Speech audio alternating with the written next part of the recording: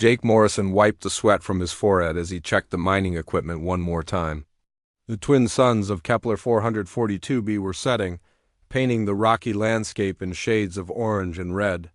He had been working on this planet for 8 months now, and the alien sky still took his breath away sometimes. The mining station buzzed with activity.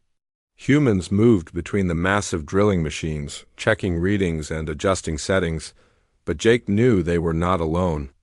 The Zephyrians were watching 3 months ago. First contact had changed everything.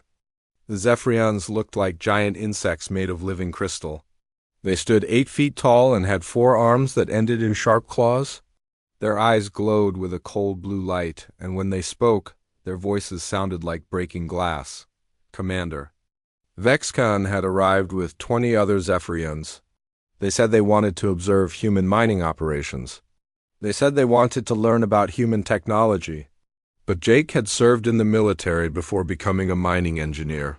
He knew the look of scouts preparing for war. Dr. Lisa Grant jogged up to him, her blonde hair tied back in a ponytail. She was the youngest member of their team, but she knew more about alien life than anyone Jake had ever met. "Jake, we have a problem," she said, catching her breath. "One of the local predators got caught in the equipment near Sector 7. Jake grabbed his toolkit and followed her toward the edge of the mining site. The Caliph were the most dangerous creatures on this planet. They stood 6 feet tall at the shoulder and were covered in dark scales that could stop most bullets. Their teeth were as long as a man's hand, and their claws could slice through steel dot as they walked. Jake noticed Commander Vexcon following them at a distance. The alien moved without making any sound, his crystal body catching the light of the setting suns. "How big is it?" Jake asked. "Big," Lisa replied. "Maybe 8 feet long. It's stuck pretty bad." They reached Sector 7, and Jake saw the problem immediately. A young Caliph had somehow gotten its leg trapped between 2 pieces of heavy machinery. The creature was thrashing and snarling, its yellow eyes wild with pain and fear. Blood was pooling beneath it. "We should kill it," said Pete Collins, one of the other miners. "It's dangerous. If it gets free, it could hurt someone." Jake shook his head. "No, we can help it." Pete stared at him. "Are you crazy? That thing would eat you without thinking twice about it." "Maybe," Jake said, "but it's hurt, and it's scared. We caused this problem when we put our equipment here." He could see Commander Vexcon watching from behind a large rock. The alien's blue eyes were focused on every move Jake made. Jake approached the trapped Caliph slowly. The creature snarled and snapped at him, but it could not move far because of the trapped leg. Jake could see that the leg was badly hurt, probably broken.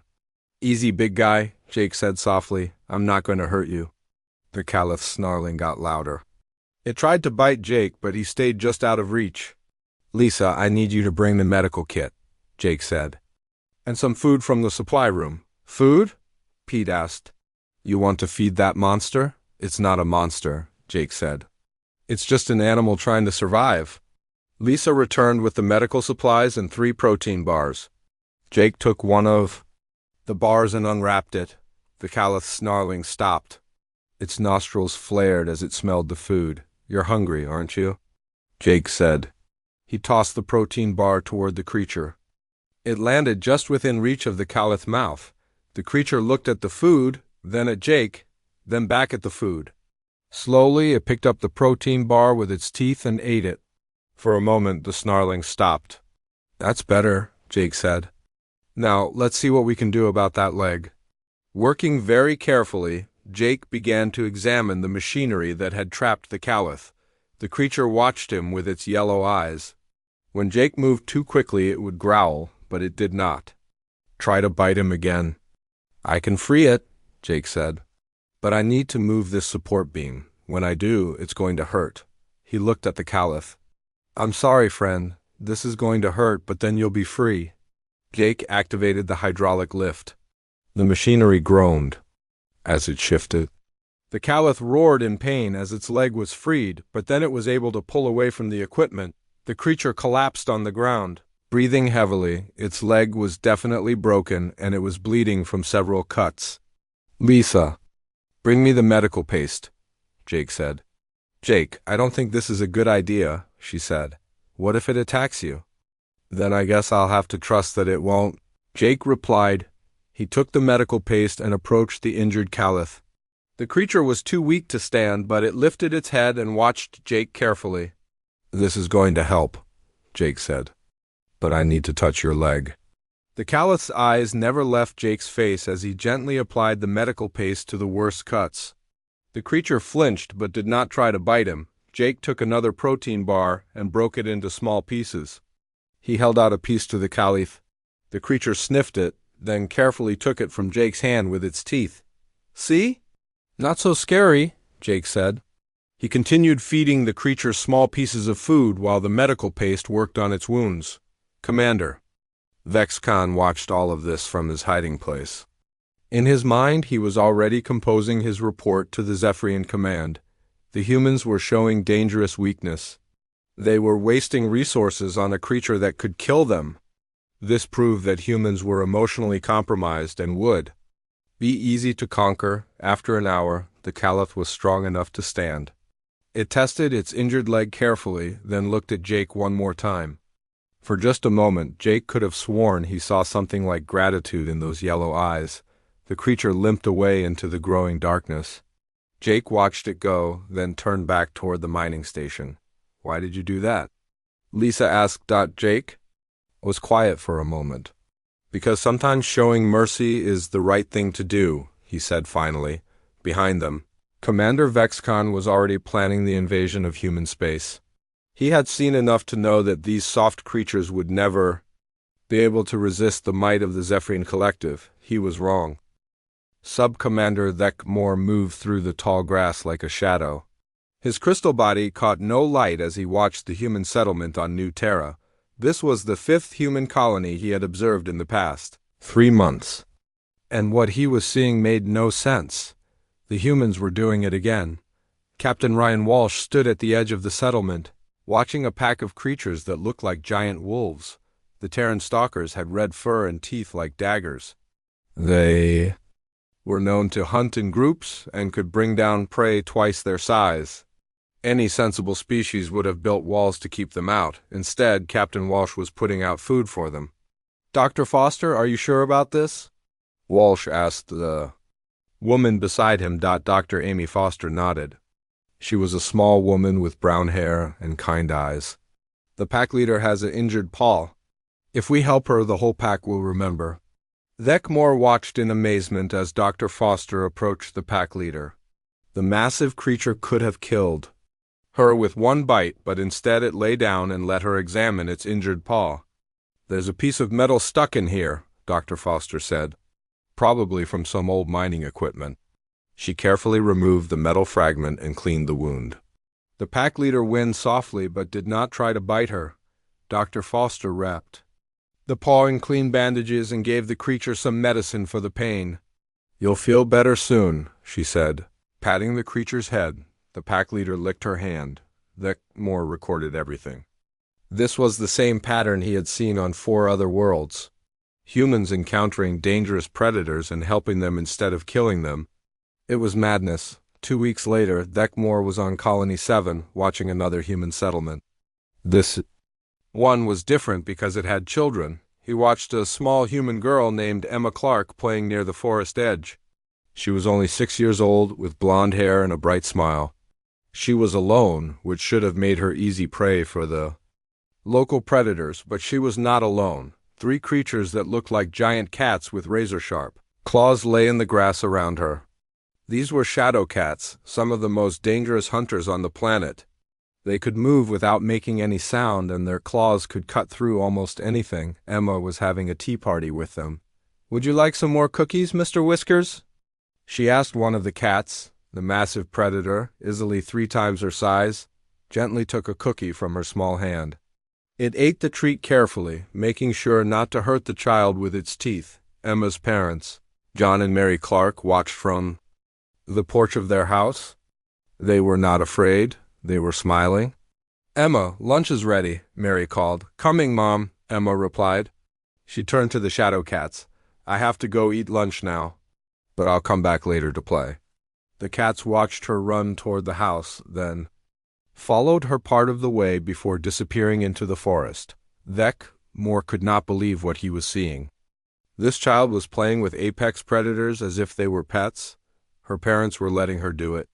This was proof that humans had no survival instincts at all. On Colony 12, Moore found Dr. Amy Foster again. She had moved to this planet to start something she called a rehabilitation center. It was a place where humans brought injured wild animals to heal them. "This is Luna," Dr. Foster said to a group of children who had come to visit. She was holding a baby creature that looked like a small dragon. She fell from her nest and hurt her wing. "We're taking care of her until she can fly again." The children watched with wide eyes as Dr. Foster fed the baby dragon with a bottle. The creature made soft, chirping sounds and wrapped its tiny claws around her finger. "Will she remember us when she gets big?" asked a boy named Tommy. "Oh, yes," Dr. Foster said. "Dragons are very smart. She always remembers the people who helped her." In another part of the center, human workers were caring for dozens of different creatures. There were giant lizards with poisonous bites, birds with talons like knives, and snake-like creatures that could crush a human in seconds. All of them were being treated with the same gentle care. Moore watched a man named Bill Henderson feeding a creature called a bone crusher. The animal was as big as a truck and had jaws that could snap a tree in half. But Henderson was hand-feeding it pieces of meat and talking to it like it was a friend. "There you go, big guy," Henderson said. "You're getting stronger every day." The bone crusher made a sound that was almost like purring. On Colony 15, Moore observed something even more strange.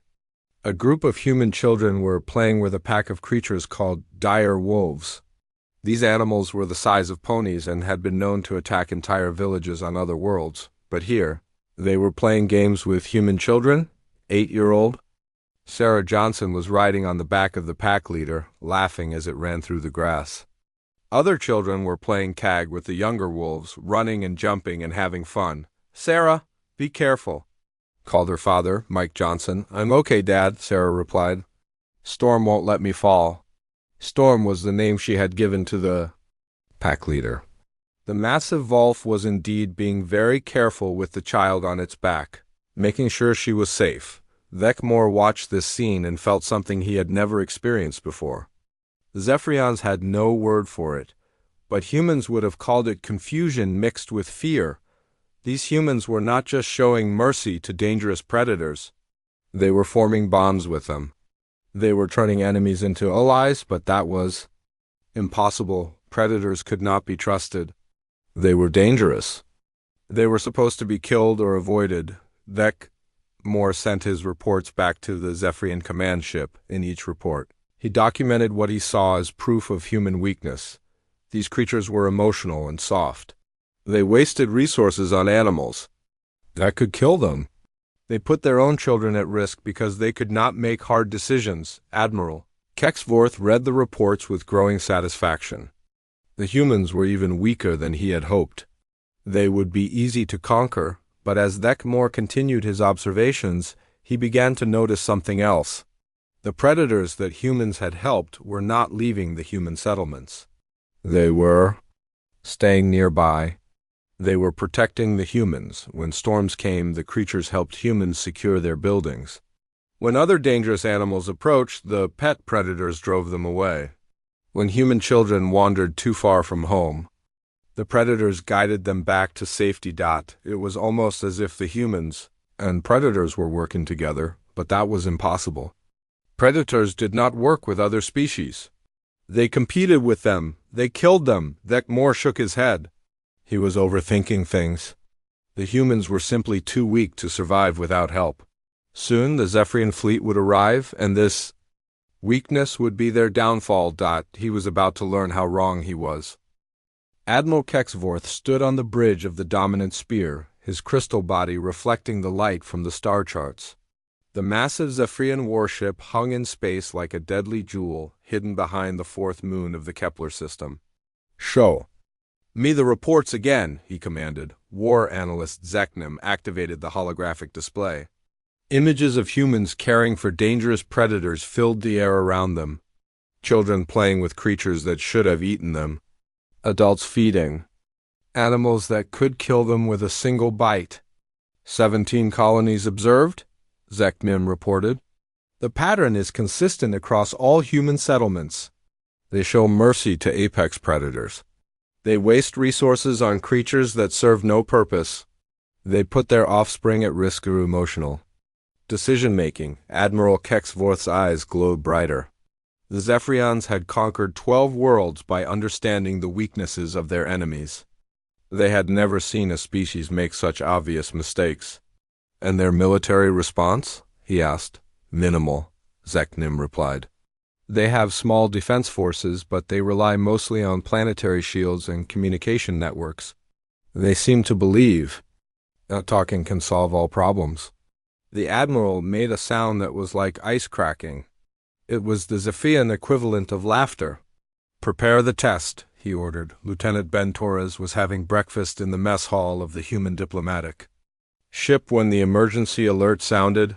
He was a young man with dark hair and serious eyes, one of the few humans who had actually spoken with the Zephyrians face to face. All hands to stations, came the announcement.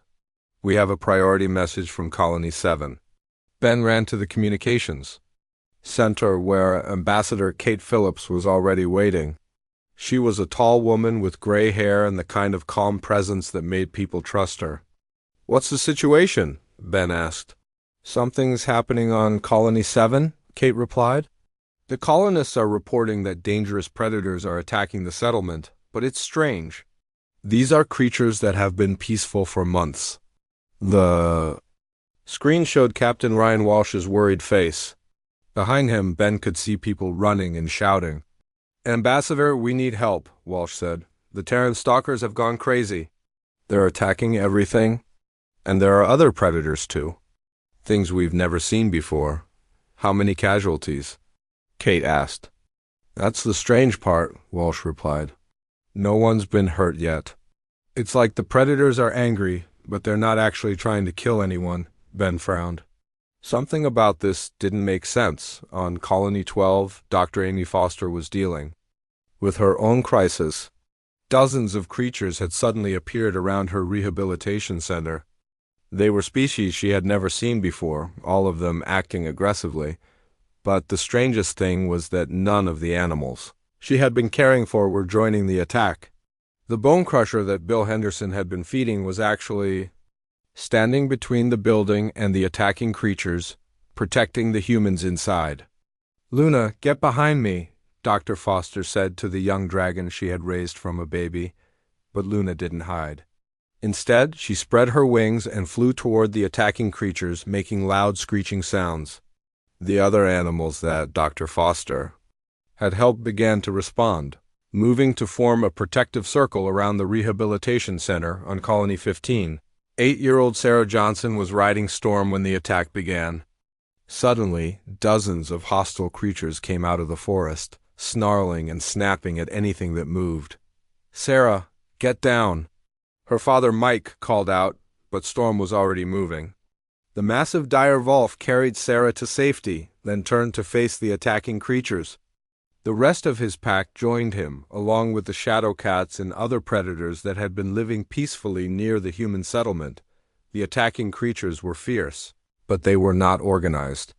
The animals that had been helped by humans fought as a team, protecting their human friends aboard the dominant spear. Admiral Kexvorth watched the reports with growing confusion. This is not what was supposed to happen, he said. The plan had been simple. Release captured predators near human settlements, watch the humans panic and call for help. Offer Zephyrian protection in exchange for surrender. Instead, the humans were handling the crisis themselves. And they were getting help from the very predators they had been wasting resources on. Sir, Zeknin reported, we're receiving strange signals from the human colonies. It appears their rescued animals are communicating with each other across multiple planets. That's impossible, the Admiral replied. Predators don't communicate across species. But the evidence was clear. On Colony 7, the Terran stalkers that Dr. Foster had helped were howling in specific patterns. On Colony 12, the Bone Crusher was making deep rumbling sounds. On Colony 15, Storm was leading his pack in coordinated movements, and somehow all of these different creatures were working together. Jake Morrison stood at the edge of the mining station on Kepler 442b, watching the chaos unfold. Strange predators were attacking the perimeter, trying to get inside the protective barriers, but Jake wasn't worried. A familiar roar echoed across the rocky landscape. The Caliph that Jake had saved 3 months ago appeared on a ridge, followed by 6 others. They moved down the slope like a living avalanche, heading straight for the attacking creatures. The battle was brief but decisive. The Caliph pack, led by the creature Jake had fed and healed, drove off the attackers with ruthless efficiency. When it was over, the pack leader approached Jake. The massive predator looked at him with those intelligent yellow eyes and made a sound that was almost like purring. "Thanks, friend," Jake said, reaching out to touch the creature's scarred head.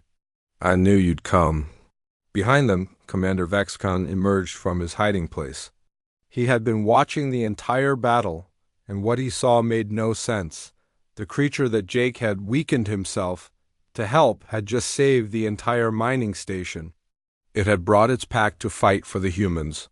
It had risked its own life to protect the beings that had shown it mercy. This was not weakness. This was something else entirely. Vexcon activated his communicator.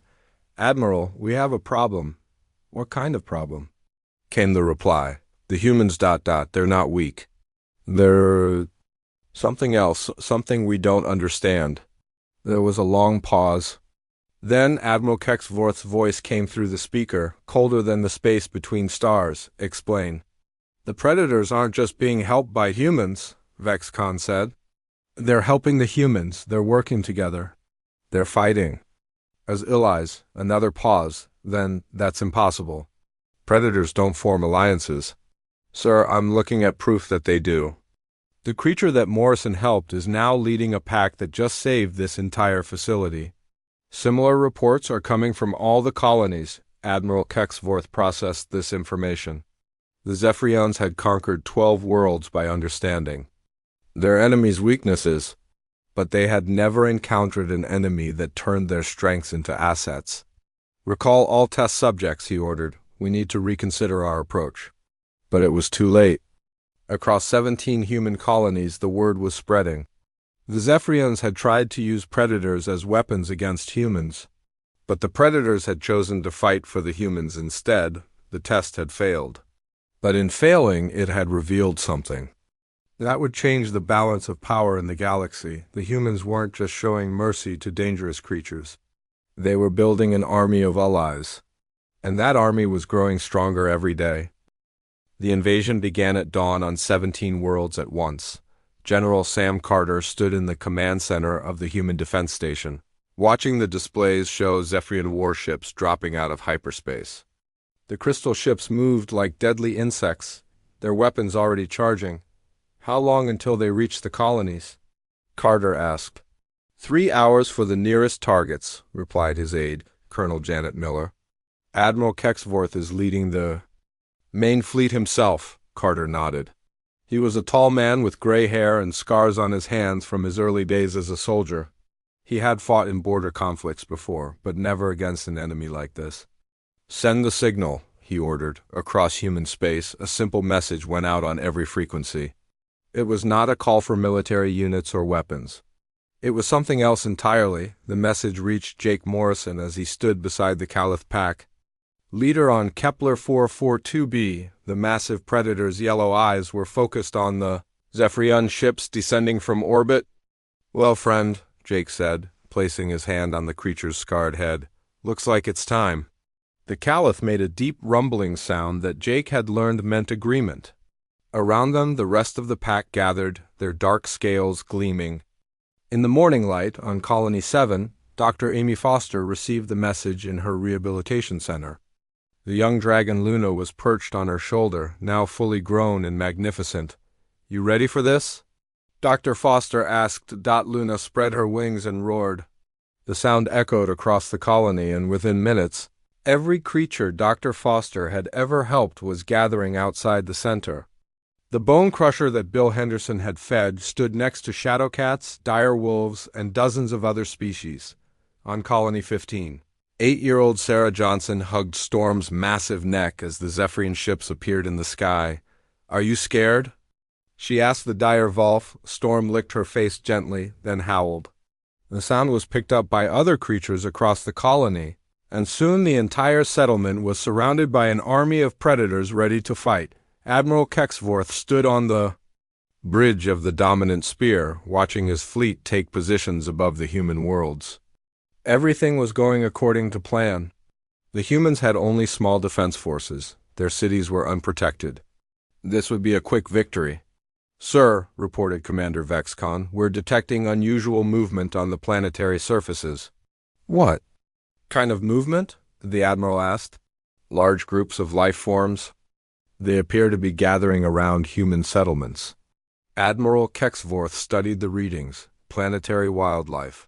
"Not a threat. Begin the attack." The first wave of Zephyrian fighters screamed down through the atmosphere of Colony 7. Their pilot, Subcommander Thekmore, expected to see panicked humans running for shelter. Instead, he saw something that made his crystal heart skip a beat. The sky was full of dragons. Luna led the charge. Her wings spread wide as she climbed toward the Zephyrian fighters. Behind her came dozens of other flying creatures, all of them working together in perfect formation. "This is impossible," Thekmore said into his communicator. "The local wildlife is attacking our ships." "Wildlife doesn't attack military vessels," came the reply from the dominant spear, but Thekmore watched his wingman's fighter get grabbed by a dragon and thrown into a mountainside. These creatures were not just attacking randomly. They were using tactics. On the ground, the Zephyrian landing forces faced their own surprises. The Crystal soldiers had expected to fight human military units.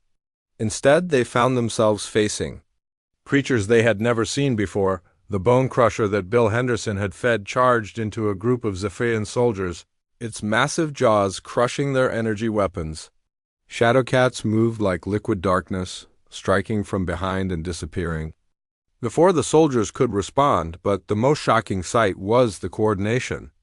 Different species were working together, using complex battle plans that should have been impossible for simple animals. Dr. Alex Thompson watched the battle from his laboratory and smiled. He was a thin man with thick glasses who had spent years studying animal behavior. What the Zephyrians were seeing was the result of his research.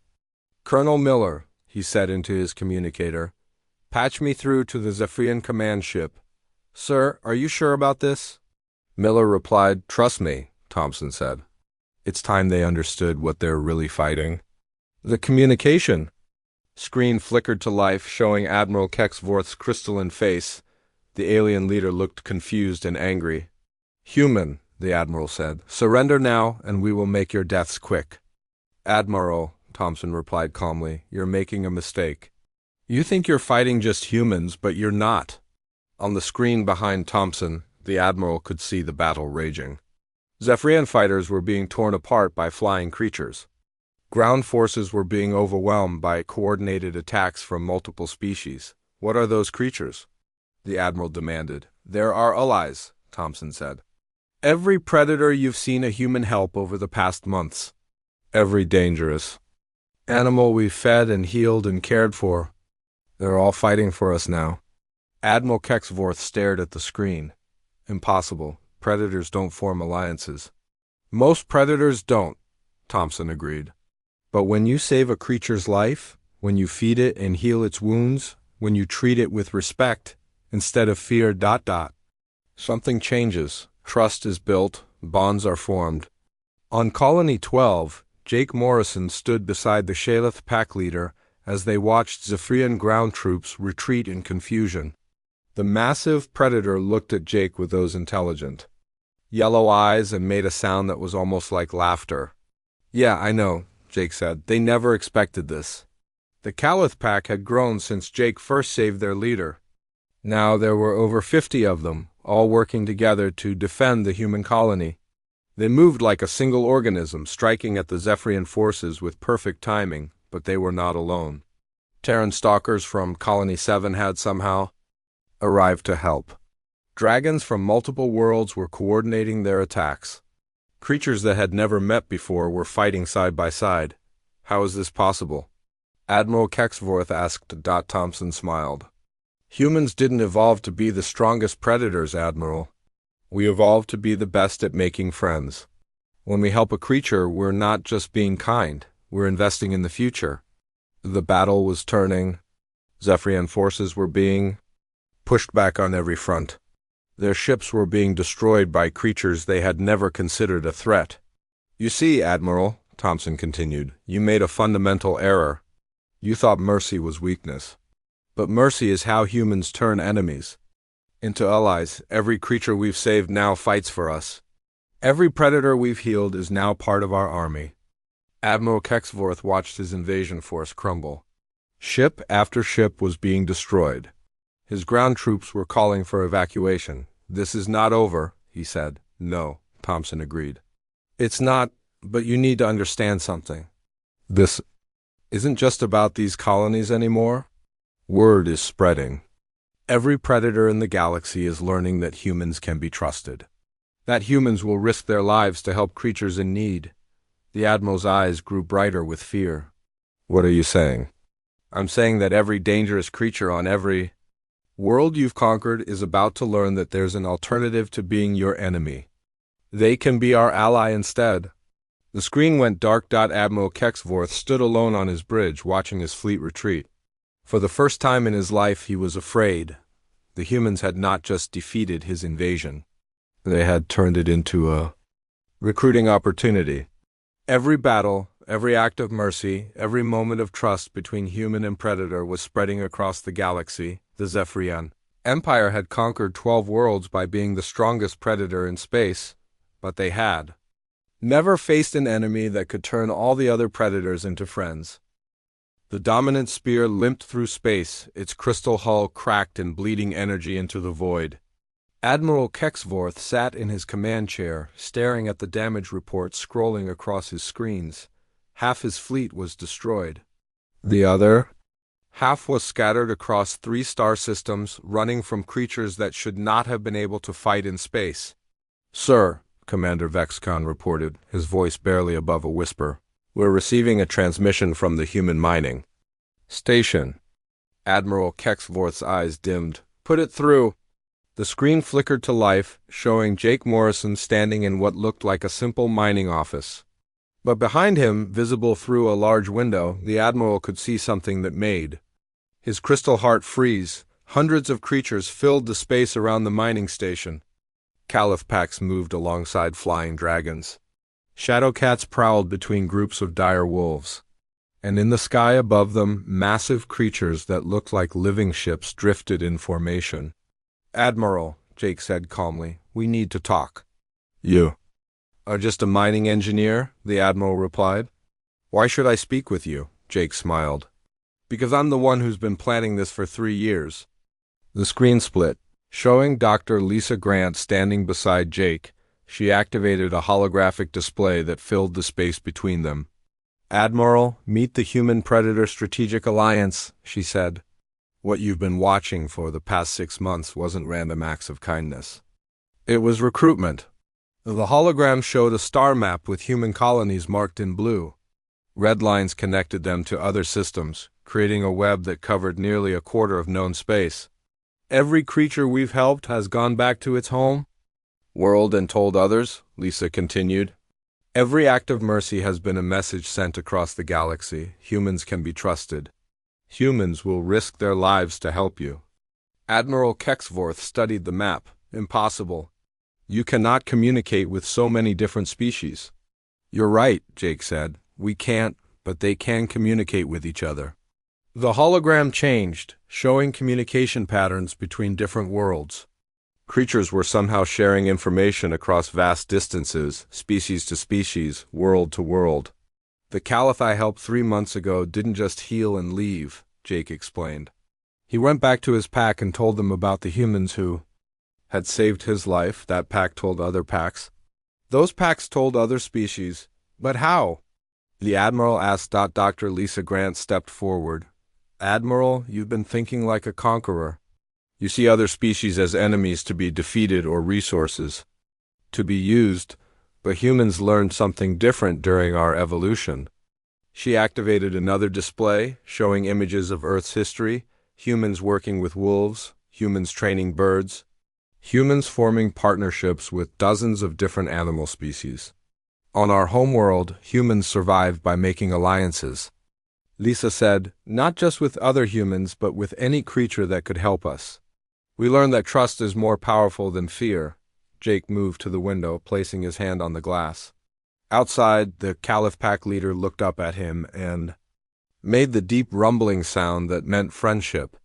When I saved this Caliph, I wasn't being weak, Jake said. I was following a strategy that my species has used for thousands of years. Help others, and they will help you. Admiral Kexvorth felt something he had never experienced before. The Zephyrians had a word for it, but it roughly translated to the fear of being hunted. You planned this, he said. All of it. Not all of it, Jake admitted. We knew you were watching us. Our intelligence networks picked up your scouts months ago, but we didn't know when you would attack. So you prepared? The Admiral said. We did what humans do best, Lisa replied. We made friends.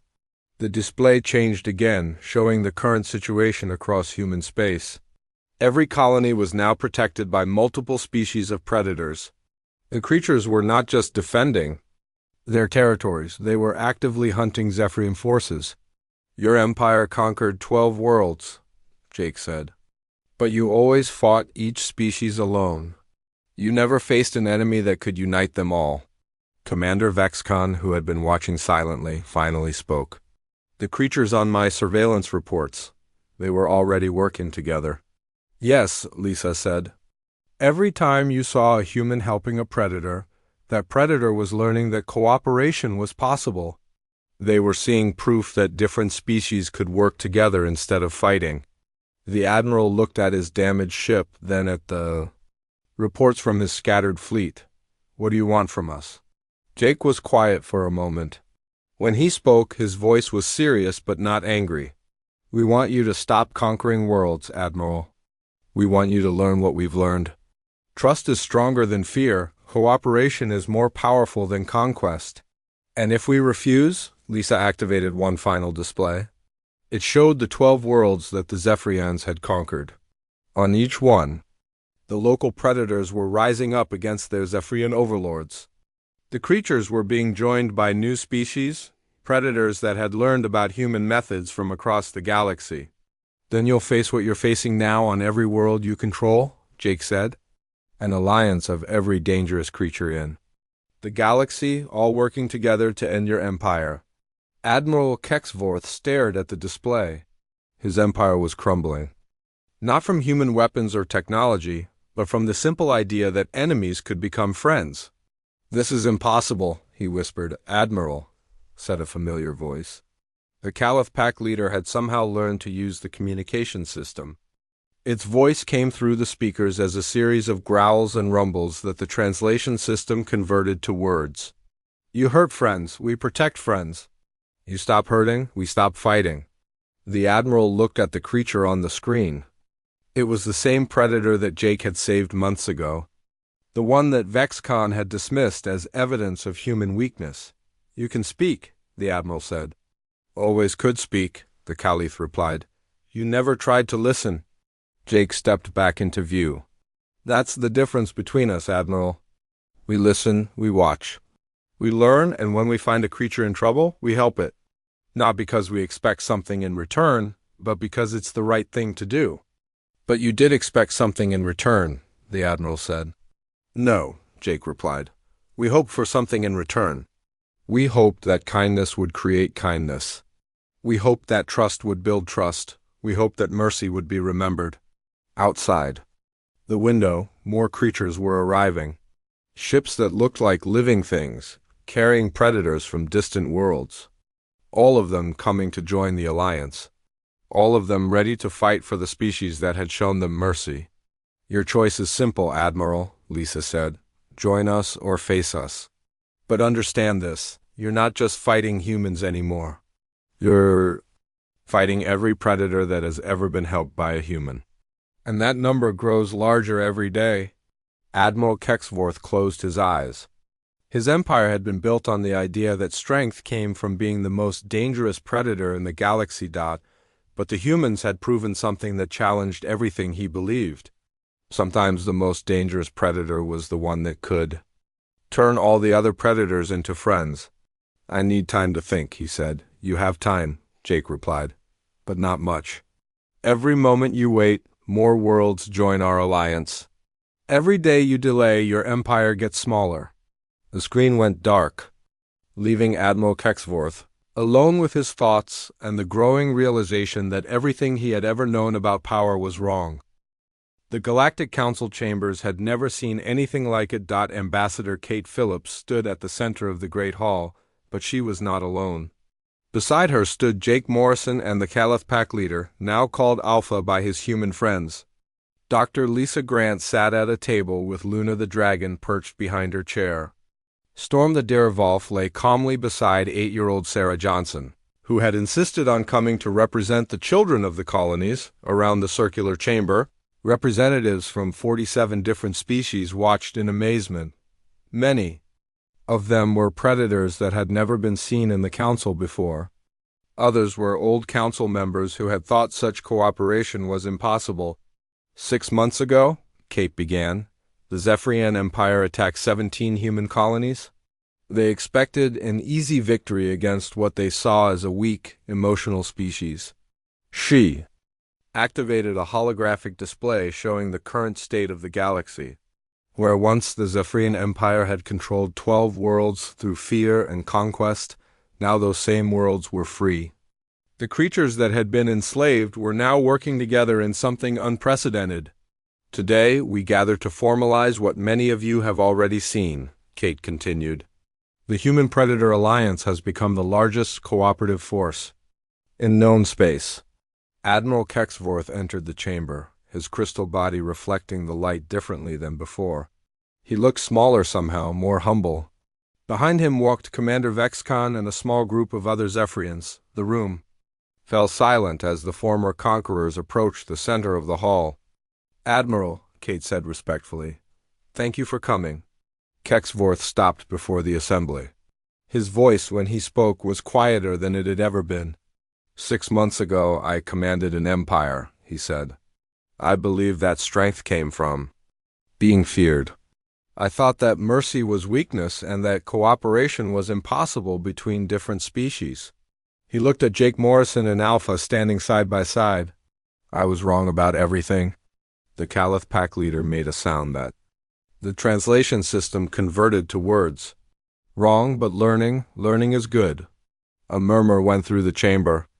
Many of the representatives had never heard a predator speak in council before. Jake stepped forward. Admiral, what happened to your empire? Gone, Kexvorth replied simply. The 12 worlds we controlled have all declared independence. The creatures we enslaved have formed their own councils, and most of them, he paused, most of them have asked to join your alliance. Dr. Lisa Grant activated another display. It showed the galaxy as it existed now. Red dots marked the former Zephyrian territories, but they were connected by blue lines to human colonies and to each other. 47 species have formally joined the alliance, she reported. Another 63 have signed cooperation agreements. We estimate that over 200 species are now working together in some capacity. Sarah Johnson raised her small hand. Can I say something? Kate smiled. Of course, Sarah. The little girl stood up, storm rising with her. I want to tell everyone about my friend. She put her hand on Storm's massive head. When I first met Storm, everyone said he was dangerous. They said dire wolves couldn't be trusted. But I gave him a cookie, and he was nice to me. The chamber was completely silent as the child continued. Now Storm protects our whole colony, and his pack protects other colonies too. And they taught other wolves how to be friends with humans. And those wolves taught other animals. She looked around the chamber with the complete honesty that only children possess. It's not hard to make friends. You just have to be nice first. Storm made a soft sound that might have been agreement. Dr. Alex Thompson, who had been watching from the gallery, stood up. If I may, ambassadors, I'd like to explain what we've learned from a scientific perspective. Kate nodded. What Sarah just described is what we call the cascade effect, Thompson said. When you show kindness to one creature, that creature remembers. It shares that knowledge with others of its species. Those creatures share it with other species. The knowledge spreads. He activated his own display, showing communication patterns across the galaxy. We've discovered that most intelligent species have the capacity for cooperation. They simply never had a reason to try it before. When humans began showing that cooperation was possible, it created a new model for interspecies relations. Commander. Vexcon, who had been silent until now, spoke up. Dr. Thompson, may I ask a question? Of course. Why didn't humans conquer us when they had the chance? Your alliance could have destroyed what remained of our forces easily. Jake Morrison answered. Because conquest creates enemies, Commander. We don't want enemies, we want friends. But we attacked you, Vexcon said. We tried to destroy your colonies. Yes, Jake replied, you did, but you did it because you were afraid. You saw cooperation and thought it was weakness. You saw mercy and thought it was a threat to your way of life. Alpha the Caliph made a rumbling sound. Fear makes bad choices. Trust makes good choices. Admiral Kexvorth looked at the predator that had once symbolized human weakness in his mind. You forgive us? Forgiveness is human word, Alpha replied. We understand human words now. Yes, forgive, but also remember. Not hurt again? Kate stepped forward. Admiral, the Alliance has a proposal for you and your people. We're listening. Join. U.S. Learn to cooperate instead of conquer.